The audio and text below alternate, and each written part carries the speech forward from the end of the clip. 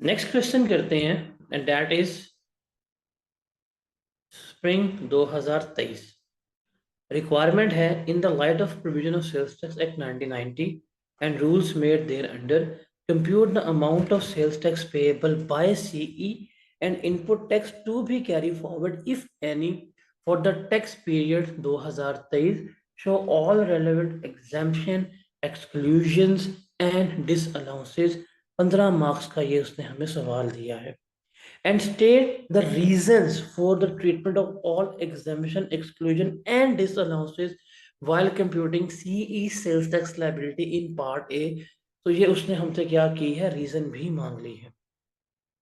उसके बाद है जी सवाल देखते हैं। Confidence engineering a sole proprietor is registered under the sales tax act 1990। Confidence engineering is engaged in the business of manufacturing and supplying of auto parts। Following information is available from Confidence Engineering record for the month of February 2023। Purchases के बारे में है। Purchases का ताल्लुक जो है वो किससे रिलेट कर रहा है, हमारे इनपुट टैक्स से रिलेट कर रहा है। Taxable goods from registered person okay claim हो जाएगा, अनरजिस्टर्ड पर्सन क्लेम नहीं होगा। सप्लायर्स की बात करें, taxable goods to registered person okay, unregistered person further tax charge होगा, स्टार कर लेंगे। एडिशनल इन्फॉर्मेशन की बात करते हैं। Taxable goods from registered person include wires and cables of ₹6 million which were used in the repair of plant and machinery। तो ये goods हैं, इसके ऊपर हमने वायर इस्तेमाल किए हैं जो प्लांट एंड मशीनरी का पार्ट बनती है। तो ठीक ही है, इसमें तो कोई गलती नहीं है, क्योंकि जो चीज़ प्लांट एंड मशीनरी का पार्ट बनेगी उसके ऊपर हम इनपुट टैक्स क्लेम कर सकते हैं, लेकिन प्लांट एंड मशीनरी के ऊपर 90% का रूल अप्लाई होता है, इनके ऊपर रूल अप्लाई नहीं होगा। ये पूरा क्लेम है, तो ये ठीक है, क्लेमेबल है। फिर taxable goods from unregistered person include goods for 14 million purchase from cottage industry. अब इसमें जो हमने परचेज की हैं, इसमें ऐसे गुड्स हैं जो हमने किससे परचेज किए, कॉटेज इंडस्ट्री से। तो कॉटेज इंडस्ट्री तो वैसे ही एग्जेम्प्ट होती है, उसके ऊपर कोई किसी किस्म का टैक्स जो है वो चार्ज नहीं होगा। उसके बाद है taxable goods to registered person includes, ये जो हमने सेल्स की हैं इसके बारे में। Auto parts of ₹5 million which were supplied free of cost in exchange of defective parts under warranty.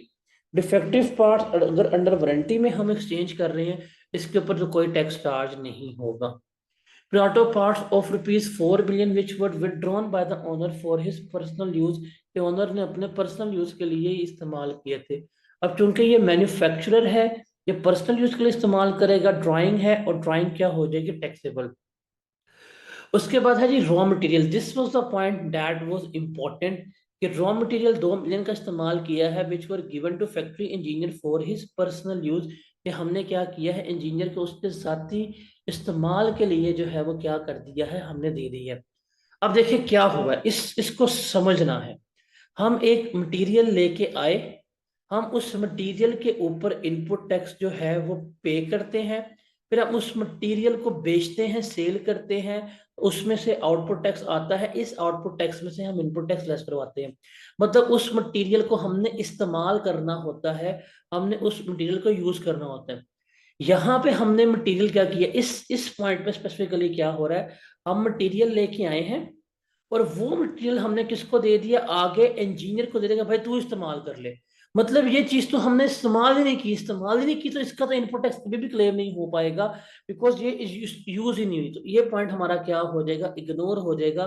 और अगर इसके ऊपर हमने इनपुट टैक्स वगैरह पे किया है, तो वो क्या हो जाएगा, डिस अलाउ हो जाएगा, बिकॉज ये क्लेम नहीं कर सकता, बिकॉज ये टैक्सेबल सप्लाई से रिलेट नहीं कर रहा, हमने कोई चीज बनाई ही नहीं है, हमने वही उठा के आगे चिपका दिया, तो उसके ऊपर हम रॉ मटेरियल क्लेम नहीं कर पाएंगे।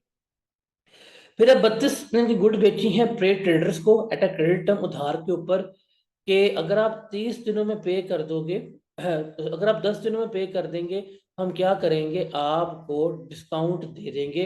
उसने 10 दिनों में पे कर दिया और डिस्काउंट दे दिया, that is cash settlement discount. ये जो अर्ली सेटलमेंट डिस्काउंट होता है, इसको भी हम इग्नोर करते हैं, इसका ट्रीटमेंट वगैरह हम नहीं ले रहे होते, इसको इग्नोर करते हैं। फिर taxable goods to unregistered person include ₹16 million provided to a cottage industry. Cottage industry के ऊपर कोई टैक्स चार्ज नहीं होता। नंबर 2, इसके ऊपर फर्दर टैक्स जो है वो भी चार्ज नहीं होता।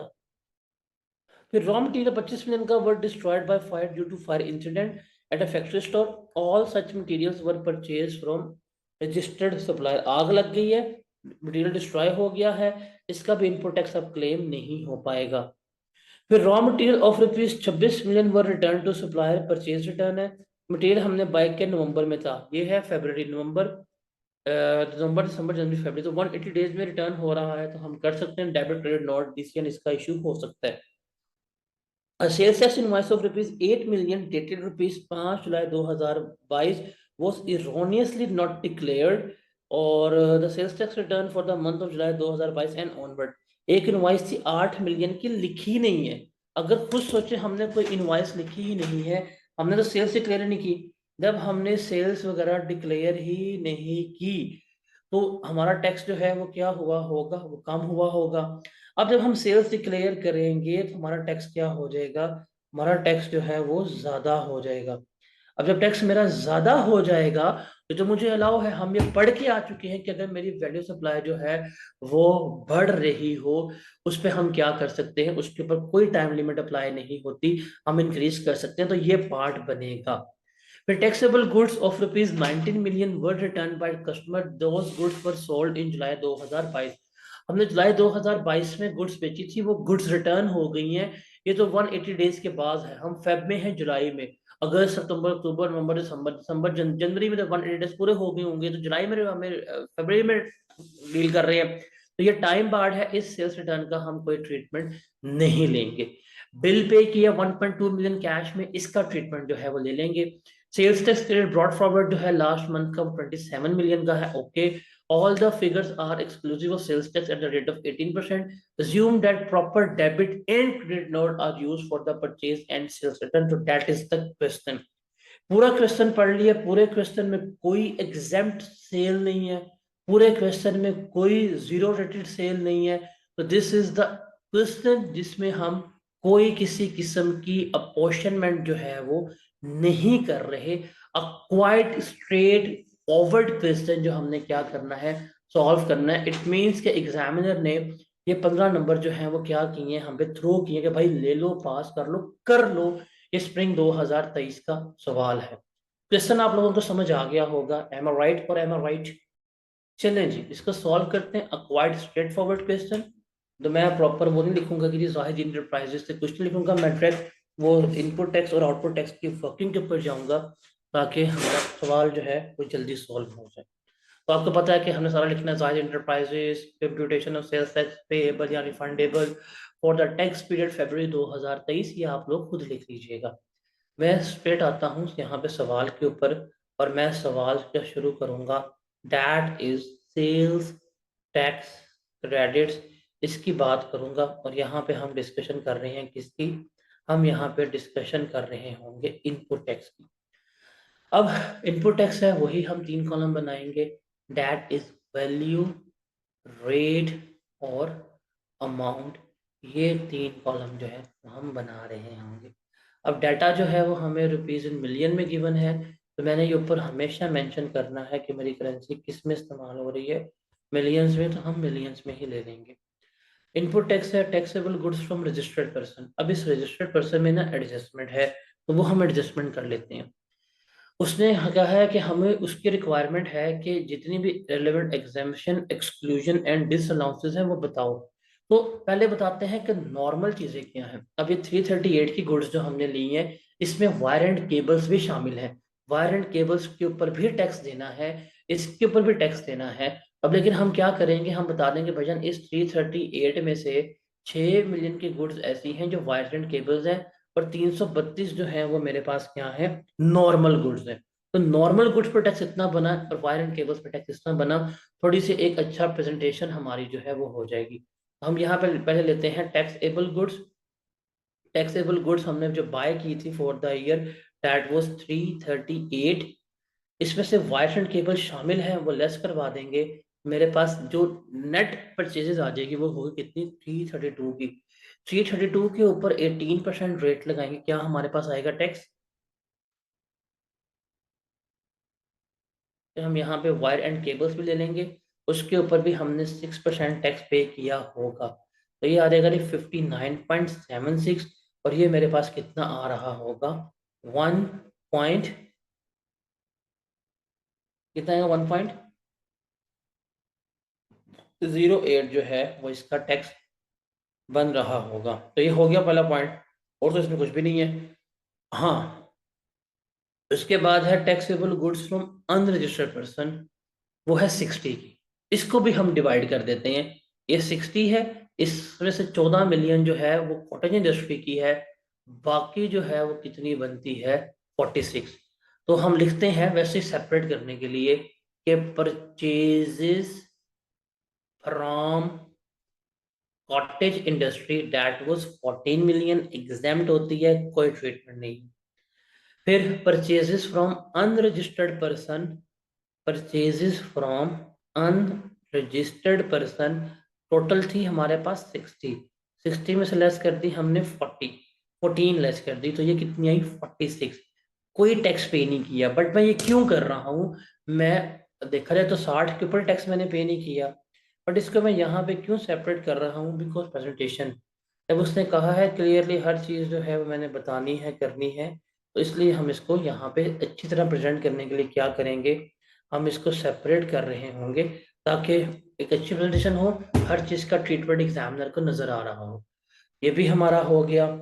उसके बाद यहाँ पे पॉइंट था ये वाला, हमने फैक्ट्री इंजीनियर को 2 मिलियन का रॉ मटेरियल दे दिया कि भाई तू ले जा। अब रॉ मटेरियल कभी भी मेरी सेल्स का पार्ट नहीं बनेगा, बिकॉज मैंने प्रोसेस नहीं परफॉर्म किया। जब मैं उसको अपनी सेल्स का पार्ट नहीं बना सकता, तो मैं उसके ऊपर इनपुट टैक्स भी क्लेम नहीं कर सकता।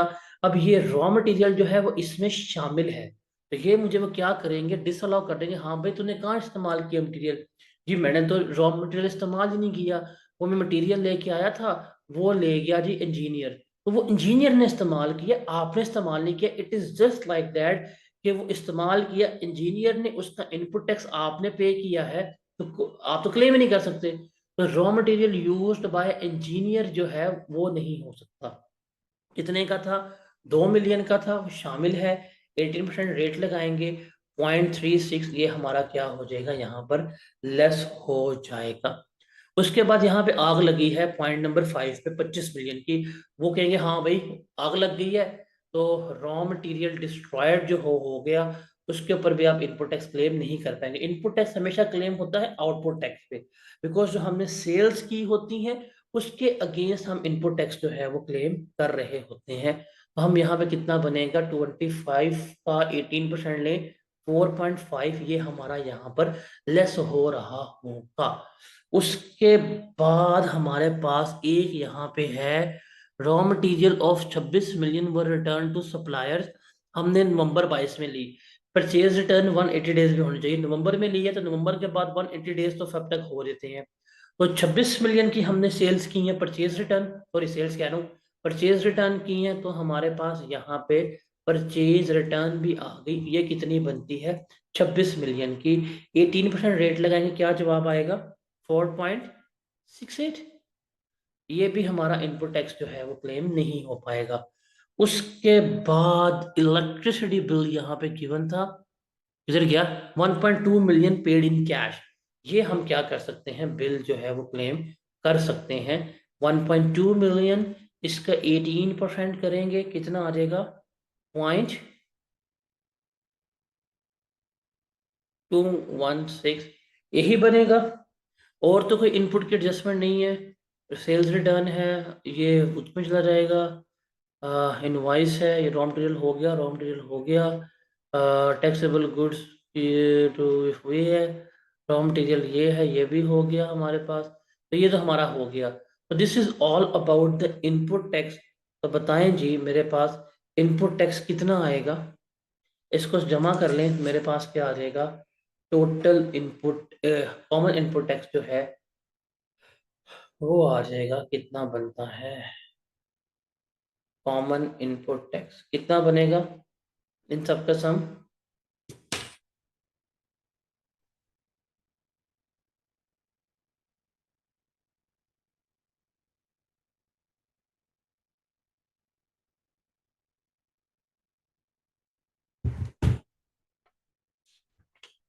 51.56, 51.516।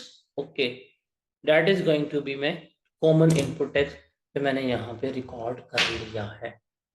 इस mean that was a quite simple question, without any difficulty, without any problem. It was a very straightforward kind of question. इसमें हमें कोई किसी किस्म का लाइक नहीं है।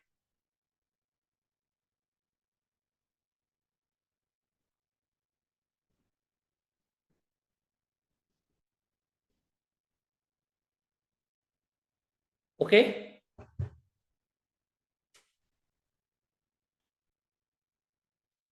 अब उसके बाद हम आगे चलेंगे। अब हम बात करेंगे सेल्स टैक्स डेबिट्स की, आउटपुट टैक्स। हमारे पास आ जाएगा जी सेल टैक्स डेबिट्स, ये हम नेक्स्ट पेज पे करते हैं। और ये आ जाएगा मेरे पास आउटपुट टैक्स, वैल्यू, रेट और अमाउंट। डाटा आएगा हमारे पास रुपीज इन मिलियंस में। अब हम यहाँ पे आउटपुट टैक्स की बात करेंगे सेल्स की। देखिए, सेल्स उसने की है रजिस्टर्ड पर्सन को 2/20 की। इसमें ये सारा कुछ शामिल है, 5 मिलियन ये शामिल है, 4 मिलियन ये शामिल है, 2 मिलियन ये शामिल है, 32 मिलियन ये, इसमें सारी ये एडजस्टमेंट शामिल है।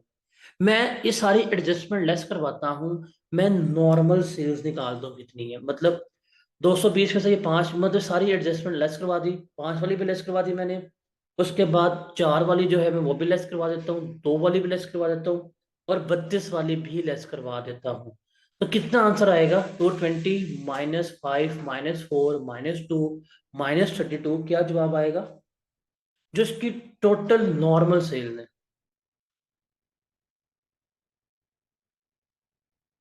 177 आ रहा है। 177 ये है इसकी नॉर्मल सप्लाईज। हम पहले यहां पर लिखते हैं taxable goods to registered person, जिसमें कोई एडजस्टमेंट नहीं करनी, वो लिखते हैं जी 177 की 18% रेट लगाएं। क्या जवाब आएगा? 31.86। उसके बाद अब हम एडजस्टमेंट्स की बात है। ये है 5 मिलियन की free of cost under warranty, free replacement 5 million की।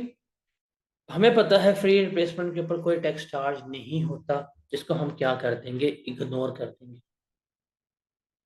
क्या करेंगे? इग्नोर कर देंगे। उसके बाद चलेंगे ऑटो पार्ट्स 4 मिलियन, जो इसने पर्सनल यूज के लिए ली है। तो जो ड्राइंग्स हैं वो हमारे पास यहाँ पे आ जाएंगी। वो कितनी है? 4 मिलियन की है। 18% रेट लगाया, कितना आया? 0.72। 0.72 मेरे पास यहाँ पे आ जाएगा। अब देखें, थर्ड है रॉ मटेरियल। भाई इसने रॉ मटेरियल उसको दे दिया इंजीनियर को, और उसको अपने सेल्स रिकॉर्ड किया हुआ है, बड़ा सियाना है। तो ये नहीं आएगा। ये जो रॉ मटेरियल जो हमने दिया, raw material to engineer 2 million का, ये नहीं आएगा। इसको सप्लाई का पार्ट नहीं बनाएंगे। हमने ये भी कर लिया। उसके बाद है सेल्स टू प्रे ट्रेडर 32 मिलियन की। ओके, उसने ऑल्टो डिस्काउंट लिया है, बट ये अर्ली सेटलमेंट डिस्काउंट नहीं आता। तो सेल्स टू प्रे ट्रेडर्स है हमारे पास 32 मिलियन की। इसके ऊपर हम 18% टैक्स ही चार्ज करेंगे। तो 32 मिलियन का 18% टैक्स लिया, क्या जवाब आएगा हमारे पास? 5.76।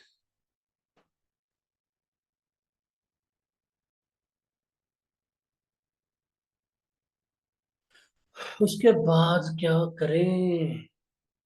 उसके बाद बारी आ रही है अनरजिस्टर्ड पर्सन की। कहता है ये जो 40 मिलियन की गुड्स आपने बेची है ना, इसमें 16 मिलियन की गुड्स शामिल है जो हमने कॉटेज इंडस्ट्री को प्रोवाइड की है। तो 40 में से 16 लेस करवाएं, रिमेनिंग कितना आएगा? 24। 24 हम देते हैं नॉर्मल को और यहाँ पे लिखते हैं cottage industry. Sales to cottage industry वो है 16 मिलियन की, और 16 मिलियन के ऊपर 18% रेट लगाएं, क्या जवाब आएगा हमारे पास? 2.88।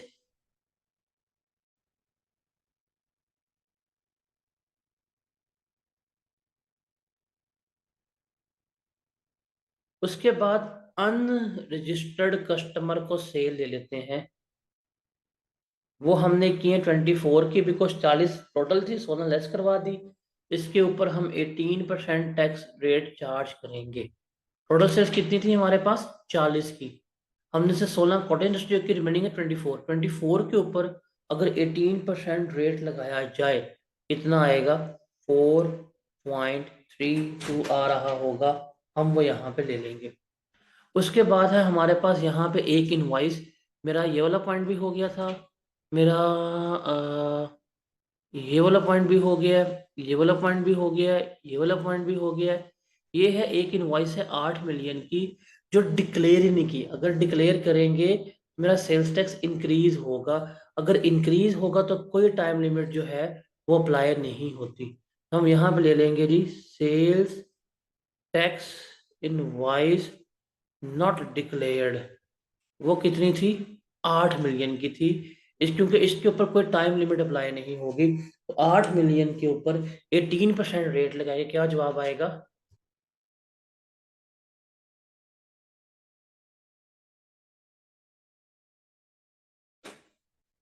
1.4। ये वाला पॉइंट भी हो गया। फिर ये सेल्स रिटर्न है। ये है goods were sold in July, return हो रही हैं अब। हमारा ईयर एंड है, दैट इज फेब्रवरी। तो ये तो क्लेम नहीं हो पाएगी, इसको हम वहां पे लेके जाएंगे। बिल हमने क्लेम किया था, बिल भी हमने क्लेम किया था, और तो इसमें कुछ भी नहीं है ना। सेल्स रिटर्न है वो हम फेस पे डील कर लेंगे, और कुछ नहीं है। इसको यहाँ पे हम जमा करते हैं, तो ये मेरे पास टोटल आना चाहिए। टोटल वैल्यू कितनी बनेगी मैंने वो भी लिखना है, और टोटल टैक्स कितना बनेगा मैंने वो भी लिखना है। तो 31.86 plus 0.72 plus 5.676 plus 2.88 plus 4.32 plus 1.44, क्या जवाब आएगा?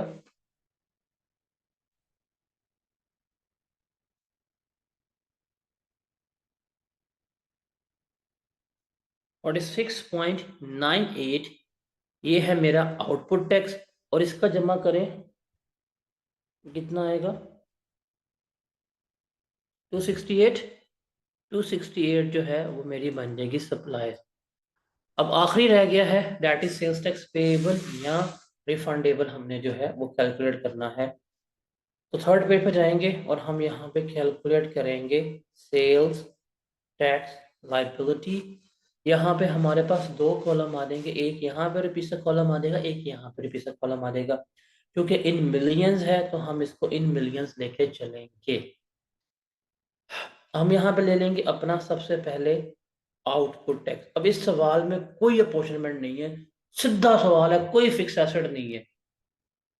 कितना आया? 46.98। इसमें से लेस करवानी है मुझे सेल्स रिटर्न। अब ये सेल्स रिटर्न जो मुझे हुई है, दैट वाज दिस वन। जो हमें गिवन है कि गुड्स 19 मिलियन जो रिटर्न की गई हैं, ये अब ये टाइम बार्ड हो गई है। मैं फरवरी में हूँ, सेल्स मेरी जुलाई में हुई है, तो इसका ट्रीटमेंट कुछ नहीं होगा, ये इग्नोर हो जाएगी। तो मेरा नेट आउटपुट टैक्स जो है, जो आएगा वो कितना बनेगा? 46.98 ही बन रहा होगा। That is going to be my net output tax. इसे हम क्या करेंगे? ट्रीट कर रहे होंगे। ओके। अब इसमें से हम लेस करवाएंगे, हमारे पास जो आएगा इनपुट टैक्स। हम क्या लेस करवाएंगे? Input tax. और ये हम लेंगे लोअर ऑफ। लोअर ऑफ लेंगे 90% ऑफ आउटपुट टैक्स।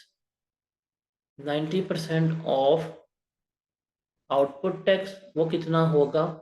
अभी हमने यहाँ पे देखा है 46.98 मल्टीप्लाई बाय 90%, तो कितना बनेगा हमारे पास?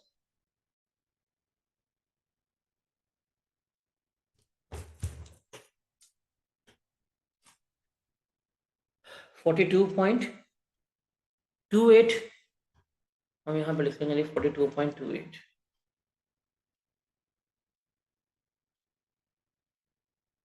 और हम लेंगे एक्चुअल इनपुट टैक्स। इसमें मेरे पास है ब्रॉड फॉरवर्ड इनपुट टैक्स, वो मुझे यहाँ पे गिवन था। मेरा ब्रॉड फॉरवर्ड इनपुट टैक्स था 27 मिलियन का। मैं यहाँ पे लिख लूँगा 27 million input tax for the period जो है वो मैं यहाँ पे ले लूँगा। वो मैंने अभी यहाँ पे कैलकुलेट किया, डैट वाज 51.56। 51.516। 51.516। तो इसको जमा करें कितना आएगा? 78.516। एक्चुअल इनपुट टैक्स ये है, 90% ये है। हम कौन सा क्लेम कर पाएंगे? हम तो लोअर ही क्लेम कर पाएंगे। तो इसमें से हम लेस करवाएंगे 42.28 मिलियन। ये हमारा क्या हो जाएगा? लेस हो जाएगा। रिमेनिंग हमारे पास कितना आएगा जवाब? 4.698। 4.698 जो है वो इसमें आ रहा होगा। फिर इसमें हम ऐड करेंगे फर्दर टैक्स। अब फर्दर टैक्स कॉटेज इंडस्ट्री पे नहीं लगना, जो अदर देन कॉटेज इंडस्ट्री है उसके ऊपर लगेगा। तो sales to other than cottage industry 24 million की थी, वो चूंकि अनरजिस्टर्ड थी। तो 24 मल्टीप्लाई बाय 4%, क्या जवाब आएगा? 0.96। इसको जमा कर लें तो ये मेरे पास आ जाएगा सेल्स टैक्स पेएबल कितना होगा?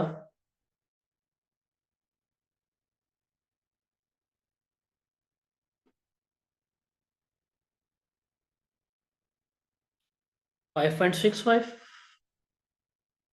राउंड ऑफ कर ले लो, तो मैं दो डिजिट में 5.66 जो है पे करना है। फिर जो सेल्स टैक्स कैरी फॉरवर्ड होगा मैं वो भी निकाल देता हूँ। मेरा एक्चुअल इनपुट टैक्स था 78.516। मैंने क्लेम कितना किया? 42.28। कितना मैं क्लेम नहीं कर पाया? 36.23। ये मेरे पास क्या हो जाएगा? कैरी फॉरवर्ड हो जाएगा। डेट वाज द क्वेश्चन जो स्प्रिंग 2023 से रिलेट कर रहा था।